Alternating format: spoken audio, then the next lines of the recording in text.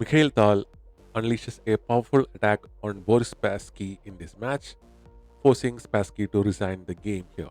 So Tal is playing with the white pieces here, and Boris Spassky is playing with the black pieces. So after bishop to b5, this is the royal opus on the board, and pawn push to a6 attacks the bishop, and the bishop retreats to a4, and knight comes to f6 and castles on the king side Tal, and bishop to e7 makes this the closed version of the royal opus. So rook now comes to e1, activating the rook, and pawn push to b5, hitting the bishop, and the bishop retreats to b3. And after the pawn push to d6, activate the light square bishop, which could just come over here and win this knight.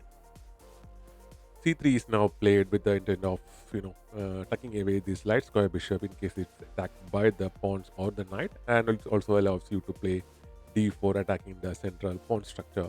So castles on the king side Spassky, and after that h3, preventing this knight from coming in here and the bishop from coming in and pinning this knight. And a knight retreats to b8, and pawn push to d4 happens, and the knight reorients to d7, and knight to d2 is now played, and bishop to b7, fianchetting this bishop, and bishop to c2 by Tal, and rook now comes to e8, countering the Tal's rook on the e1. And after that, knight goes to f1, reorienting the knight, and bishop comes to f8, protecting the king pawn in case the knight jumps here and comes over here attacking the king.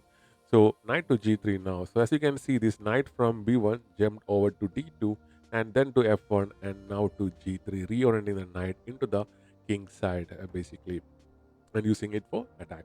Pawn push to g6 is played by Spassky, and pawn push to a4 now, and c5 in response by Spassky. And instead of going for the capture of the pawn here and creating an open file on the c line or on the d line, uh, Tal just pushes the pawn because he got his possessed bishop here, and it will be very difficult for him to bring his rook here and counter if the c line is open. So he kept the pressure and pushed d5, and after which c4 is played, and bishop now goes to g5, pinning the knight, and pawn push to h6, attacking the bishop, and bishop retreats to e3, covering this particular open, semi-open dark square diagonal, which is also looking at this f2 pawn and on the king over here. So bishop here makes difficult for the queen to come over here and take control of this diagonal and creating any attack on the king.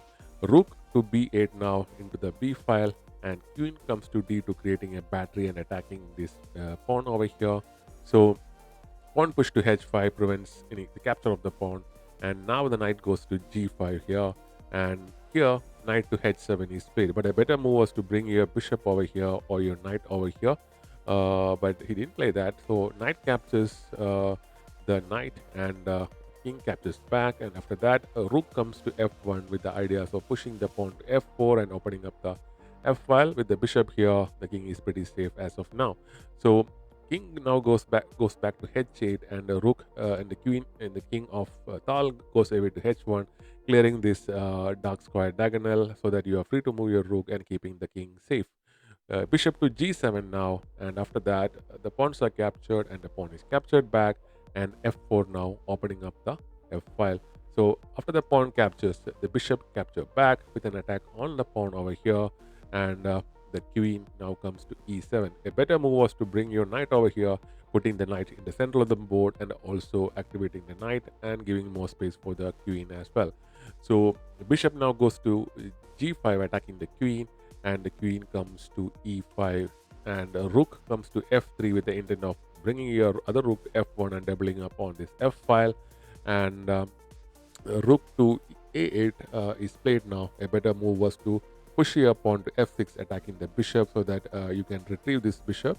So now the rook doubles up, leaving this a file open for Spassky, and but there is no immediate threat on it. So rook to f8 is played, but again this f6 move was better, and knight captures on h5 over here.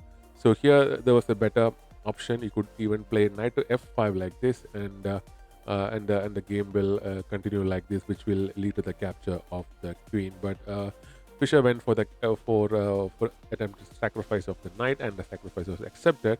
But a better move was to push this particular pawn over here. Then obviously this defender bishop will be gone, but you'll have more chances in the game. Rook comes to f5 attacking the queen, and the queen goes back to e8 and e5 now continuing his attack on the center. And after the pawn is captured, bishops is attacked now. So the king is a little bit exposed now, and the only piece that's protecting it is this particular defender bishop. And so he's going to exchange that bishop off, and now the king is exposed. And the pawn push basically prevent this rook's protection on this particular sixth rank and on the king. So pawn push to f6 now, allowing the king to escape, and rook to g5 plus is now played. So if you capture this rook now, it will like this. It will result in a combination which will basically result in a checkmate like this. So because of that, you cannot capture this rook now, and king to f7 is played, and the bishop comes in with the check with the support of this rook. This pawn is still pinned, and after the check, the king got to move, and basically the queen is now hanging. But Tal do not capture the queen now and place checks, and the king went back to the same square, and the queen goes to d1 here because you can capture uh, the pawn with checkmating ideas. So the rook comes to h8 protecting the pawn, and then the check happens again, and this time the queen is captured. And after that, the rook is captured back, and queen comes to h5. And a better move was to place your. You could even do that now to bring your rook over here, and from any threat. So after that, the rook goes to d8, and rook to g7 now, and the king captures that pawn, passed pawn, and the queen comes to f7. And after this, queen can go to c7 and this pawn. So basically, all Tal got to do is to exchange of the maximum pieces and collect some pawns, and he will win this match.